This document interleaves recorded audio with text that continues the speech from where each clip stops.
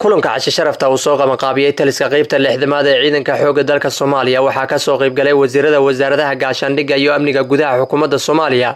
taliyaha guud ee ciidanka xoogga dalka Soomaaliya Cabdiwali Jaamac Gorad taliyaha ciidanka booliska Soomaaliyeed wasiirka wasaaradda amniga gudaha Koonfur Galbeed Soomaaliya taliyaha qaybta lixdamaad ee ciidanka xoogga dalka Soomaaliya abaanduulaha qaybta iyo saraakiil ciidan oo ka kala socday ciidanka booliska gaarka dowlad goboleedka Koonfur Galbeed Soomaaliya iyo kuwa xoogga dalka Soomaaliyeed kulan muddo kooban socday isla markaasina diiradda lagu saaray amniga deegaanada Koonfur Galbeed Soomaaliya iyo sida ugu haboon ee loo furi karo qaar kamid ah wadooyinka ay go'doomiyeen ururka gumaadka ummadda Soomaaliyeed August oo ay wada qaateen mas'uuliyiinta kadib waxa warfideenka la hadlay wasiirka wasaaradda gaashaandhigga Xasan Maxamed Ali Amar Dambe iyo wasiirka wasaaradda amniga gudaha xukuumadda Soomaaliya Maxamed Abuukar Islow Ducaale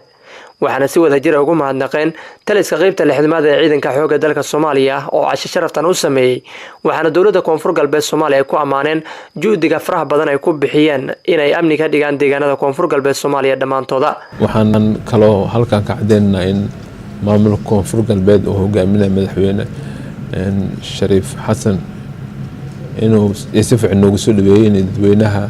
degan Koonfur Galbeed gaar ahaan magaalada Baydhabo labada bari halkan joognay si fiican ugu soo dhaweeyay ku mahadsan yihiin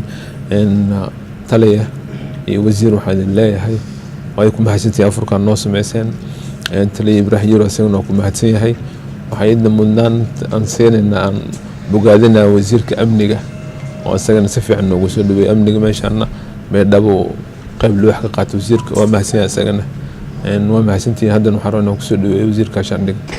runtii farxad weyn ay noo tahay guud ahaan iyo gaar ahaanba xalay iyo maanta oo runtii taliska ciidanka xoogga dalka Soomaaliyeed qaybta lixdanaad iyo qaybta sidoo kale lixdanaad ee booliska Soomaaliyeed ee Koonfur Galbeed casuumada ay noo sameeyeen xalay iyo caawaba ay socotay aniga wasiirka wasaaradda amniga runtii aad iyo aad ayaan kaga mahadcelinaynaa runtii waxa sameeyeen soo dhaweyn aad iyo aad u wanaagsan guud ahaan reer Koonfur Galbeed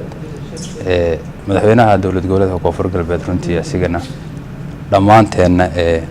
wuxuu noo soo dhaweeyay si kala laab ah madaxweynaha Jamhuuriyadda Federaalka Soomaaliya iyo ra'iisul wasaare Xasan Ali Khayre anaga dhan waxaan aragnay soo dhaweyn aad iyo aad u balaaran madaxweynaha iyo shacabka reer Koonfur Galbeed runtii